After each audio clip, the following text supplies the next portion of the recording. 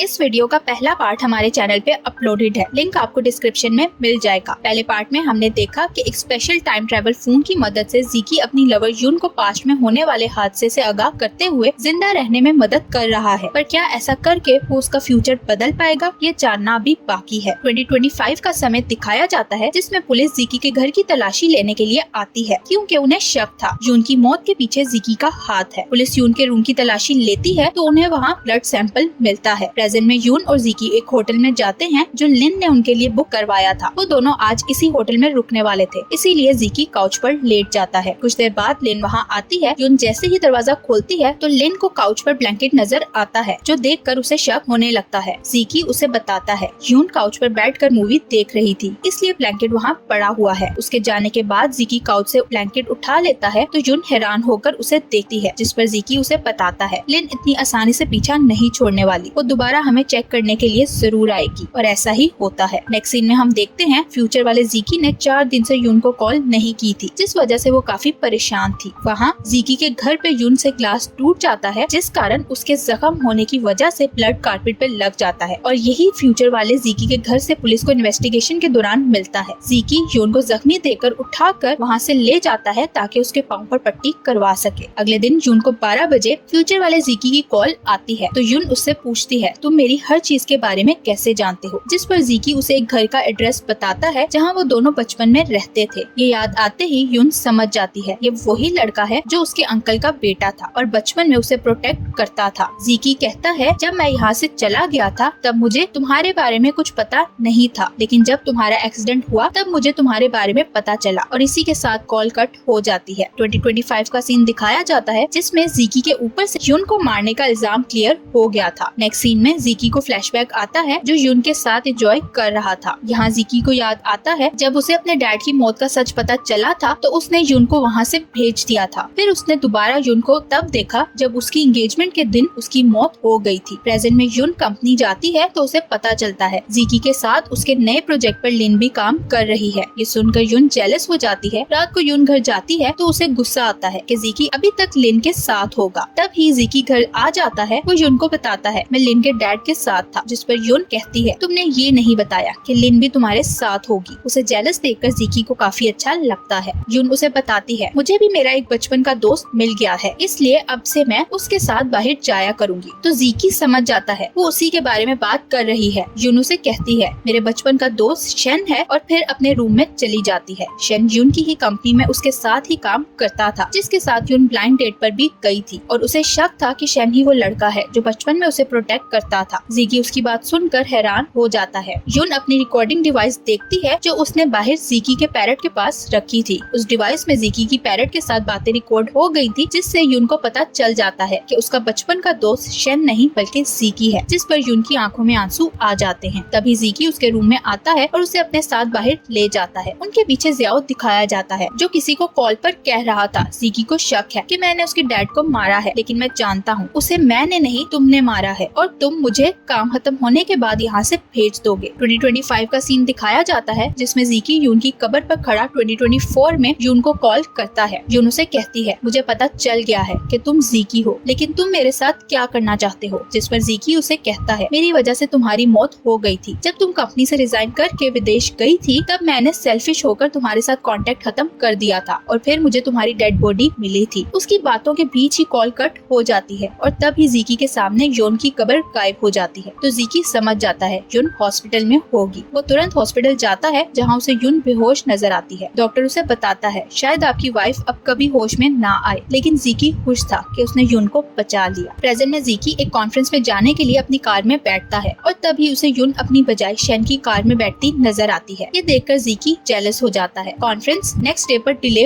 हो जाती है, इसलिए वो सब एक ही होटल में रुकते हैं। रात को एक मास्क वाला आदमी यून के रूम में जाता है। जैसे ही वो रूम का दरवाजा खोलता है वहाँ यून की बजाय उसे निक नजर आती है, क्योंकि वो इस हमले के लिए पहले से तैयार थे। उधर यून बाहर जाती है जहाँ ज़ियाओ उसे मारने के लिए पहले ही उसका इंतजार कर रहा था। जैसे ही ज़ियाओ यून पर हमला करने लगता है तभी ज़ीकी सामने आकर यून को बचा लेता है। ज़ीकी जानता था ज़ियाओ यहीं होगा, इसलिए वो वहाँ छुप गया था ताकि ज़ियाओ यून को कोई नुकसान ना पहुँचा सके। अगले सीन में ज़ीकी यून से कहता है तुम वो इंसान हो जिसने मेरी लाइफ बदल दी। अपने डैड की मौत के बाद मैं बहुत अकेला हो गया था, तब तुम मेरी लाइफ में आई। तुमने मुझे बहुत हिम्मत दी। वो तुम ही थी जो मेरी मेडिसिन की डब्बी में छोटे छोटे नोट्स लिखकर डालती थी, जिस कारण मुझे लाइफ अच्छी लगने लगी। वो यून को उसका एक बैंडेज दिखाता है जो बचपन में यून के चले जाने के बाद उसे मिला था, जिसे जीकी ने संभाल के रखा था। ये सुनते ही यून उसे किस कर लेती है। यून उसे बताती है, बचपन में मैं तुम्हारे साथ इतना समय बिताने के बाद भी तुम्हारा नाम नहीं जान सकी, इसलिए तुमसे जॉब इंटरव्यू में मिलने के बाद भी मैं तुम्हें नहीं पहचान सकी। उसके बाद भी तुमने दोबारा मुझे दूसरों से प्रोटेक्ट किया, यहाँ तक कि अपनी जान की परवाह किए बगैर तुमने मेरी जान बचाई, इसलिए मैं तुमसे प्यार करने लगी हूँ। ये सुनकर जीकी उसे किस कर लेता है। प्रेजेंट में यून को एक फ्लैशबैक आता है जिसमें उसके अंकल जो जीकी के डैड थे उसके पास आते हैं। वो यून को बताते हैं, आज मेरे बेटे की बर्थडे है और वो मेरे से नाराज है। यून कहती है, आप एक बार उससे बात करें तो वो मान जाएगा। ये याद आते ही यून जीकी को बताती है, तुम्हारे डैड तुमसे बहुत प्यार करते थे। तो जीकी कहता है, डैड ने मेरे बर्थडे वाले दिन मुझे कॉल की थी, लेकिन मैंने उनकी कॉल नहीं सुनी। वो यून से कहता है, डैड मॉम की मौत पर भी नहीं आए क्योंकि वो काम में बिजी थे, इसलिए मैं उनसे नाराज था। लेकिन जब मुझे पता चला डैड की भी मौत हो गई है तो मैं उनके घर चला गया जहाँ मुझे तुम मिली। यून 12 बजे गैराज में जाकर फ्यूचर वाले जीकी की कॉल सुनने लगती है। जीकी उसे कहता है, मैंने तुम्हें बचाने की बहुत कोशिश की, लेकिन मैं तुम्हारी किस्मत नहीं बदल सका। वो यून से कहता है, मुझे पता लग गया है तुम्हें मारने के पीछे किसका हाथ है, और वो और कोई नहीं बल्कि तुम्हारा कोलीग शेन है। शेन दूर अपनी कार में बैठा यून को ही देख रहा था। जीकी कहता है, अब तुम्हें मोबाइल जीकी को दे देना चाहिए, और तब भी वहाँ जीकी आ जाता है तो कॉल कट जाती है। जीकी को यून के पास देखकर शेन को गुस्सा आता है क्योंकि वो यून को अपनी कार से टक्कर मारना चाहता था। जीकी यून के हाथ में मोबाइल देखकर पूछता है, ये तो वही ड्यूल स्पेस वाला मोबाइल है जिस पर डैड रिसर्च कर रहे थे। तो यून हाँ कहती है। वो जीकी को बताती है, मैं इसकी मदद से तुम्हारे फ्यूचर वर्जन से बात कर रही थी, और फिर वो उसे फ्यूचर वाले जीकी की सारी बात बताती है। वो जीकी को ये भी बताती है कि मेरे एक्सीडेंट के पीछे शेन का हाथ है, जो सुनकर जीकी शॉक्ड हो जाता है। अब शेन का मकसद जानने के लिए ये लोग उसके खिलाफ प्लान बनाते हैं और जानबूझ के कंपनी में जीकी के पिता के फ्यूचर फोन पे रिसर्च करते हुए उसे बता देते हैं कि फोन कंपनी में ही है। जब उसे पता चलता है कि फोन यून के पास है तो वो मौका देख के फोन चोरी कर लेता है। फोन पे लगे ट्रैकर की मदद से ये लोग शेन पे नजर रखे हुए थे, इसलिए इन्हें पता चलता है कि वो फोन लेके ली के पिता जीकुन के पास गया है। फोन देखकर जीकुन बहुत खुश होता है और कहता है, आखिर ये मुझे वापस मिल ही गया। यहाँ 11 नवंबर 2011 का सीन दिखाया जाता है जिसमें जीकी के डैड ने जीकुन को ड्यूल स्पेस मोबाइल के बारे में बताया था कि इसकी मदद से हम फ्यूचर में खुद से बात कर सकते हैं और अपना पास्ट भी चेंज कर सकते हैं। ये सुनकर जीकुन के दिल में लालच आ जाता है। जीकी के डैड उसे समझाने की कोशिश करते हैं पर वो नहीं सुनता और फोन ले लेता है। उनके वहाँ से जाने के बाद मोबाइल पर यून की कॉल आती है जो उसे जीकी के डैड समझकर कहते हैं, मैंने अपना प्रॉमिस पूरा किया, अब आपको भी मोबाइल के बारे में किसी को नहीं बताना। जीकुन उससे उसका नाम पूछता है तो वो यून बताती है। कॉल कट होते ही जीकी के डैड वहाँ वापस आते हैं तो जीकुन उन्हें कॉल के बारे में कुछ नहीं बताता। नेक्स्ट सीन में वो उन्हें मिलने के लिए बुलाता है जहाँ वो उनसे फोन छीन लेता है और इसी के साथ ही उसके गुंडे जीकी के डैड को पकड़कर ले जाते हैं। प्रेजेंट में यून जीकी से पूछती है, क्या तुम्हें पहले भी जीकुन पर शक था? तो जीकी कहता है, जब मैं उसके पास बिजनेस इन्वेस्टमेंट की बात करने गया था तो वो आसानी से मान गया क्योंकि मैंने उसे बताया था मैं अपने डैड के इस प्रोजेक्ट पर काम करना चाहता हूँ। यून उसे बताती है, 11 नवंबर 2011 में तुम्हारे डैड मेरे पास आए थे और उन्होंने मुझे ये मोबाइल देकर कहा था, एक साल बाद इसी दिन और इसी वक्त तुमने इस मोबाइल से मुझे कॉल करके कहना है आपने इस मोबाइल का सीक्रेट किसी को नहीं बताना। ये कहकर वो चले गए थे और एक साल बाद मैंने उन्हें कॉल कर ऐसा ही कहा था, लेकिन यून नहीं जानती थी कॉल पर जीकी के डैड नहीं बल्कि जीकुन था। जीकी कहता है, 11 नवंबर को ही मेरे डैड की मौत हुई थी तो इसके पीछे जीकुन का ही हाथ होगा, लेकिन उस वक्त तुम ये नहीं जानती थी तुम्हारी कॉल मेरे डैड ने नहीं बल्कि जीकुन ने सुनी थी। वो कहता है, जीकुन जान गया था मोबाइल किसके पास है, इसलिए उसने जियाओ को तुम्हारे पीछे लगा दिया और फिर शेन को भी इस काम पर लगाया।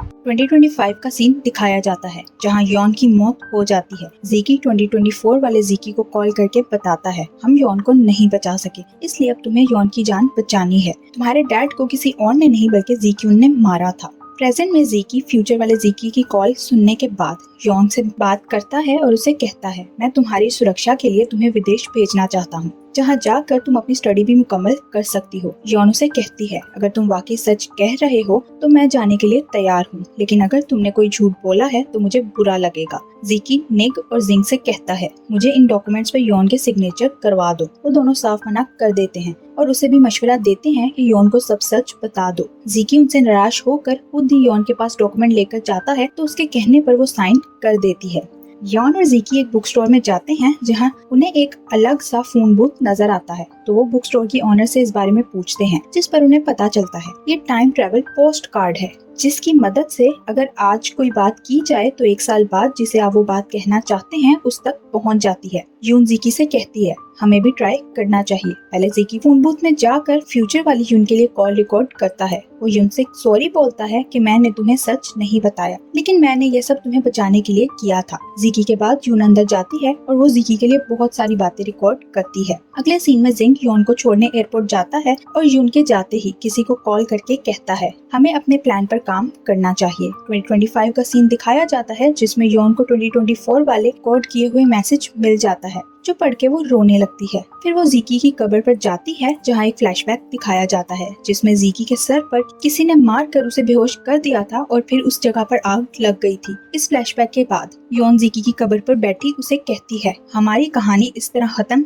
नहीं हो सकती। प्रेजेंट में ज़ीक्यून ज़ीकी से मीटिंग फिक्स करता है और कॉल बंद करके वो शन से कहता है आज मैं ज़ीकी से गुलवा कर रहूंगा। इस फोन को कैसे इस्तेमाल किया जाता है। लिन ने उसकी बातें सुन ली थी, इसलिए वो अपने रूम में जाकर ज़ीकी को कॉल करती है ताकि अपने डैड के प्लान के बारे में बता सके, लेकिन वो उसका फोन नहीं उठाता। तभी ज़ीक्यून भी वहाँ पहुँच जाता है और लिन से उसका फोन छीनते हुए उसे घर में बंद कर देता है। नेक्स्ट सीन में ज़ीक्यून ज़ीकी से मिलकर फोन यूज करने का तरीका पूछता है तो ज़ीकी हंसने लगता है और कहता है अगर तुम्हें इसका कोड ही नहीं पता तो मेरा यहाँ आने का क्या फायदा। ज़ीकी वहाँ से जाने लगता है तो ज़ीक्यून उसे कहता है अगर तुम यहाँ से गए तो मैं यून को ढूंढ कर उसके साथ क्या करूँगा तुम भी जानते हो। ये सुनकर ज़ीकी रुक जाता है तो ज़ीक्यून उसे अपना मोबाइल देकर डबल स्पेस वाले मोबाइल का कोड लिखने के लिए कहता है। ये भी ज़ीकी का ही प्लान था कि जब ज़ीक्यून उसे अपना फोन देगा तो वो निक की मदद से उसका फोन हैक करके उसमें से सब फाइल्स निकाल लेगा। ज़ीकी एक लंबा सा कोड लिखता है और ज़ीक्यून को बताता है ये मोबाइल 12 बजे एक्टिव होता है और 12 बजने में अभी 2 मिनट बाकी थे। इसी बीच निक अपना काम कर लेती है और इससे पहले कि ज़ीक्यून उस मोबाइल से किसी को कॉल करता उसे अपने फोन पर ही कॉल आती है, जिससे उसे पता चलता है कि उसके बिजनेस का सारा डाटा लीक हो गया है। पुलिस को भी इस बारे में पता लग गया था और वो उसे अरेस्ट करने आ रही थी। कॉल बंद होते ही ज़ीकी हंसने लगता है जिस पर ज़ीक्यून को गुस्सा आता है और वहाँ लड़ाई होने लगती है। इसी बीच कोई ज़ीकी के सर पर पीछे से डंडा मारता है जिस कारण ज़ीकी वहीं गिरकर बेहोश हो जाता है और ज़ीक्यून ज़ीकी को वहाँ बांध कर चला जाता है। जॉन, निक और जिंग के साथ उस बिल्डिंग में पहुंच जाती है। वो ज़ीकी को कॉल करती है तो ज़ीकी थोड़ा सा होश में आकर जॉन को अपनी लोकेशन बताता है। उस जगह पर आग लग चुकी थी जिस कारण ज़ीकी दोबारा बेहोश हो जाता है। जॉन, निक और जिंग के साथ वहां पहुंचकर ज़ीकी को निकालने में कामयाब हो जाती है। ठीक होने के बाद ज़ीकी घर वापस आकर यॉन से सॉरी करता है, लेकिन यॉन उससे सीधा मुंह बात नहीं करती। ज़ीकी उसे कहता है मैं तुम्हें वोकैबुलरी सिखा देता हूँ ताकि तुम्हें विदेश जाकर मुश्किल ना हो, जिस पर यॉन खुद ही वो डॉक्यूमेंट्स उठाकर पढ़ने लगती है जिस पर ज़ीकी ने उसके साइन करवाए थे।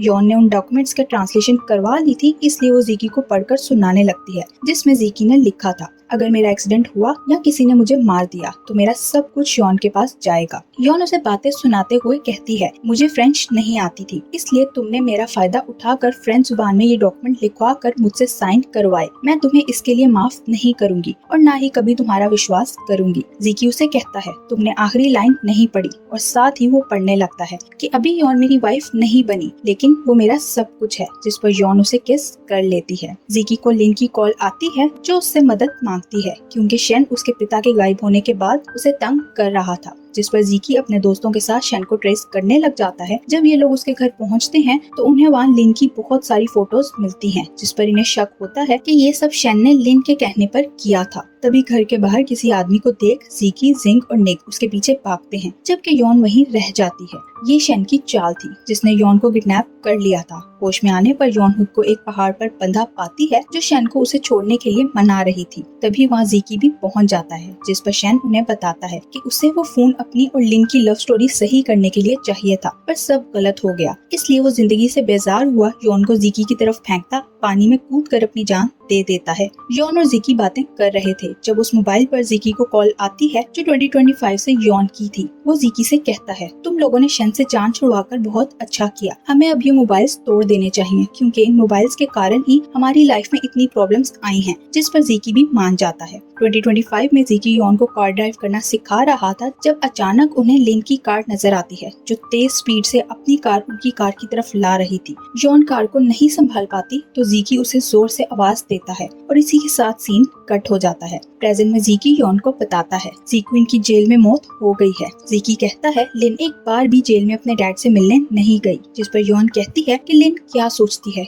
कोई नहीं जान सकता। तभी जीकी को लिन की कॉल आती है तो वो उससे मिलने के लिए जाते हैं। 12 बज गए थे इसलिए यॉन कॉल का कहकर बाहर चली जाती है। यॉन को फ्यूचर वाले जीकी की कॉल आती है जो उसे बताता है इस बार तुम्हें मारने वाली कोई और नहीं बल्कि लिन है। तो यॉन कहती है मैं पहले ही ये बात समझ गई थी। वो जीकी से बात करके अंदर जाकर लिन के सामने जीकी को मोबाइल देते हुए कहती है ये मुझसे खराब हो गया है। बाहर आने के बाद जीकी पूछता है तुमने लिन के सामने मुझे मोबाइल क्यों दिया? तो यॉन उसे फ्यूचर वाले जीकी की सारी बातें बता देती है। यॉन जीकी से पूछती है लिन तुम्हें तुम्हारी बर्थडे पर जो गिफ्ट्स देती थी तुम उनका क्या करते थे? जीकी बताता है मैं उसे वापस कर देता था, लेकिन जिस साल मेरे डैड की मौत हुई थी उस साल के गिफ्ट का मुझे याद नहीं कि मैंने क्या किया था। घर जाके वो लोग उस गिफ्ट को ढूंढते हैं जो एक ब्रेसलेट था। गौर करने पर यॉन को याद आता है ये वही ब्रेसलेट है जो उसने जीकी के डैड को तब दिया था जब वो जीकी के बर्थडे के दिन जीकी से पहले यॉन से मिलने आए थे। यॉन जीकी से कहती है लिन ने ये ब्रेसलेट तुम्हें ऐसे ही नहीं दिया बल्कि इसके पीछे उसका कोई मकसद जरूर है। उसकी बात सुनकर जिंग समझ जाता है उसके डैड की मौत के पीछे जीक्विन का नहीं बल्कि लिन का हाथ है। वो एक एक करके जीकी के सब प्यारों को उससे दूर करना चाहती थी और अब वो यॉन के पीछे थी। ये सब जान के यॉन और जीकी फ्यूचर वाले अपने वर्जन्स के साथ मिलकर लिन को फंसाने की प्लानिंग कर लेते हैं। जीकी यॉन को प्रपोज करने वाला था जिसके लिए वो जिंग और निंग के साथ मिलकर एक जगह सिलेक्ट करता है। दूसरी तरफ जीकी यॉन को लेने के लिए घर जाता है तो यॉन भागती हुई उसके पास आती है और उसे प्रपोज करते हुए कहती है क्या तुम मुझसे शादी करोगे? तो जीकी उसे कहता है मैं जो काम करना चाहता हूँ वो तुम पहले ही कर लेती हो। फिर जीकी अपने घुटनों पर बैठकर उसे रिंग देते हुए प्रपोज करता है तो यॉन हाँ कह देती है। अगले दिन यॉन और जीकी की शादी थी। लिन वहाँ आती है और जीकी से कहती है आज हमारी शादी होने वाली थी। ये सुनकर जीकी उससे यॉन के बारे में पूछता है, लेकिन जीकी के पास आने से पहले लिन ने यॉन को बेहोश करके रेफ्रिजरेटर में बंद कर दिया था। जीकी उसे कहता है तुमने मेरे डैड को मार दिया, जिस पर लिन कहती है तुम तो सब कुछ जानते हो। यहाँ एक फ्लैशबैक दिखाया जाता है जिसमें जीकी के डैड जीक्विन से बचकर भाग रहे थे जब उन्हें लिन मिल गई। एक सुनसान जगह पर जाकर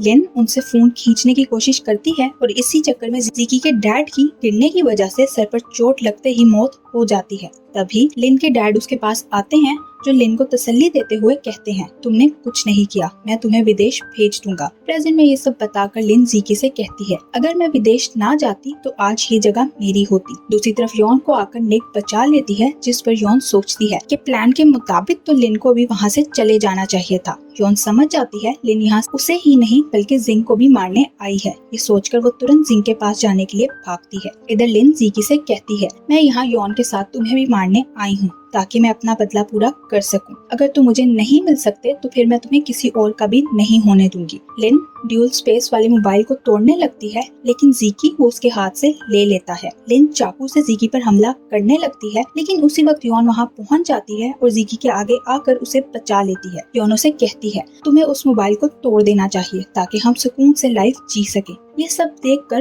लिन पागलों की तरह हंसने लगती है। 2025 का सीन दिखाया जाता है जिसमें यॉन की उसकी शादी के दिन मौत हो जाती है जिस पर जीकी बहुत सैड था। फिर जीकी यॉन की कब्र पर जाता है और 2024 वाले यॉन को कॉल करता है जिसे अभी पास्ट और फ्यूचर वाली बातों के बारे में कुछ नहीं पता था। वो यॉन से कहता है तुम्हें जीकी को जियाओ के बारे में सब कुछ बताना होगा और उसी घर में मोबाइल भी रखना होगा जहाँ तुम बचपन में रहती थी। यॉन उसकी बात मानकर मोबाइल उस घर में रख देती है और जीकी को भी जियाओ के बारे में एक पार्सल भेजकर इन्फॉर्मेशन देती है। इधर जीकी यॉन की कब्र पर बैठा इन सब मेमोरीज को देख रहा था कि अचानक यॉन की कब्र गायब हो जाती है। ये देखकर जीकी समझ जाता है यॉन अभी जिंदा है, इसलिए वो तुरंत घर जाता है जहाँ पहुँचते ही घर में पड़ी यॉन की चीजें भी गायब होने लगती हैं। जीकी उसके घर में जाता है जहाँ उसने यॉन को मोबाइल रखने के लिए कहा था। यॉन ने मोबाइल के साथ जीकी के लिए एक लेटर भी रखा था जिसमें उसने जीकी को बेस्ट विशेस दी थी और साथ ही लिखा था मैं तुमसे मिलना चाहती हूँ। जीकी अब इस मोबाइल से पीछा छुड़वाना चाहता था इसलिए वो इस मोबाइल को समुद्र में फेंक देता है।